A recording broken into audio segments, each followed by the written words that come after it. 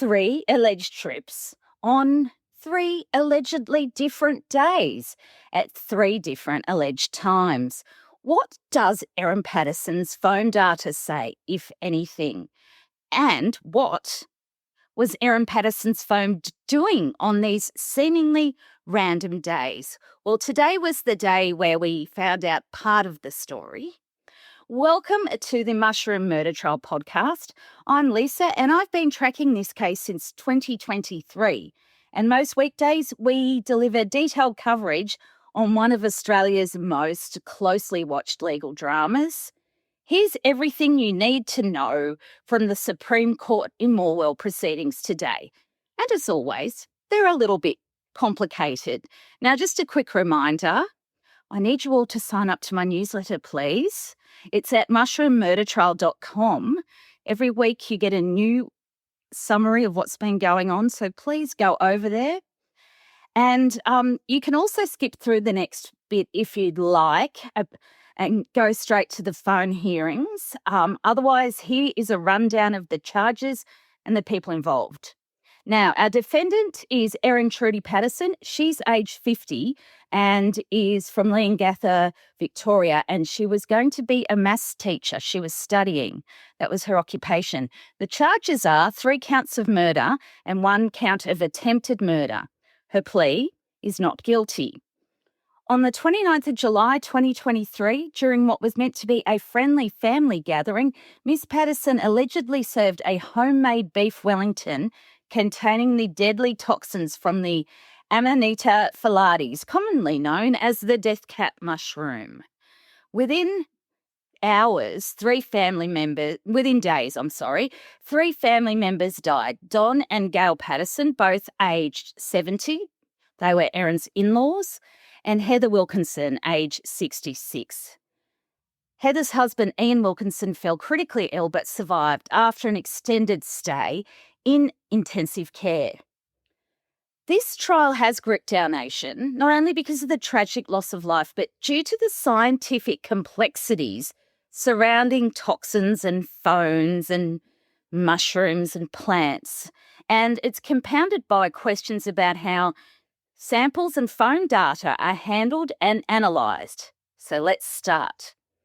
A telecommunications expert said today Ms Patterson's phone connected to towers near Outtrim and Loch after the poisonous mushrooms were reported growing into local areas. In summary today, Dr Matthew Sorrell was asked to analyse 4 years, now that'd be a lot, of phone records related to a number listed to Ms Patterson. Dr Sorrell said the phone number in question was recorded connecting to Outtrim and Loch, close to the dates where the death cap mushroom observations were recorded online. So that's the iNaturalist references we've made to in previous episodes. Now, the expert told the court the phone may have made multiple trips to the areas, but was likely to be stationary in Outtrim for 25 minutes on May 22, a day after a death cap was observed in the area. Prosecutor Jane Warren said police asked Mr Sorrell to help identify connections that Miss Patterson's phone was making to those particular areas.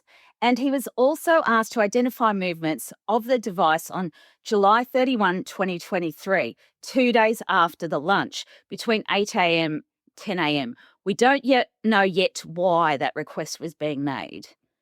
Dr Sorrell is the principal at Digital Forensic Science Australia, and he told the court he was asked to identify periods where the phone could have been in the Outtrim area, which at that stage was a very broad definition.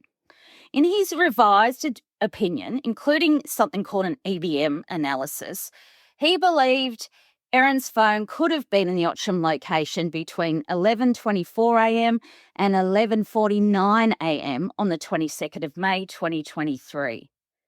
The data, which showed a, quote, sequence of sole connections, was indicating her phone was, quote, more likely to be relatively stationary during that time period. The jury was also shown Miss Patterson's call charge records. Oh, I'm sorry if you can hear the wind. We're in the middle of like some kind of downpour here and I can't do anything about it. I'm sorry. Now, the prosecutor also asked about the connections that started at Leongatha at 10:30. So at 11:18 a.m. and 11:19 a.m., there was a connection to Outtrim, followed by connections to Coonawarra and Cardella. There was also a connection to Outtrim at 11:21. Meantime, there was all this discussion going on at the time about what a connection is, and it's very complicated. But he again said that there was that 13-minute period of connection to Outtrim. He said that at first it might have indicated a visit to the area, but that was purely a conclusion based on the call charge records. But when he got the additional data, the EBM, which is event-based monitoring, he was more convinced that there was a stop there, or the phone stopped there. Once he used the EBM, the records now become somewhat more detailed and specific. Now, Dr. Sorrell added, just to give you a bit more context,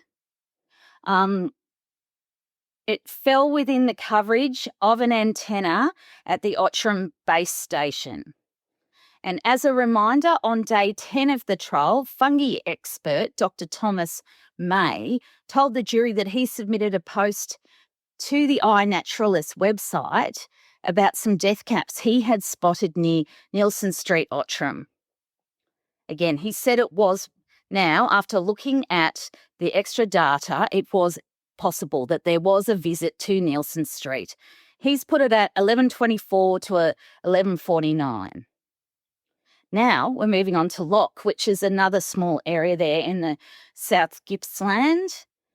He analysed the call charge records again to determine if they were consistent with Miss Patterson's phone passing through or visiting Loch. He also analysed the EVM records, and the particular date was the 28th of April, 2023.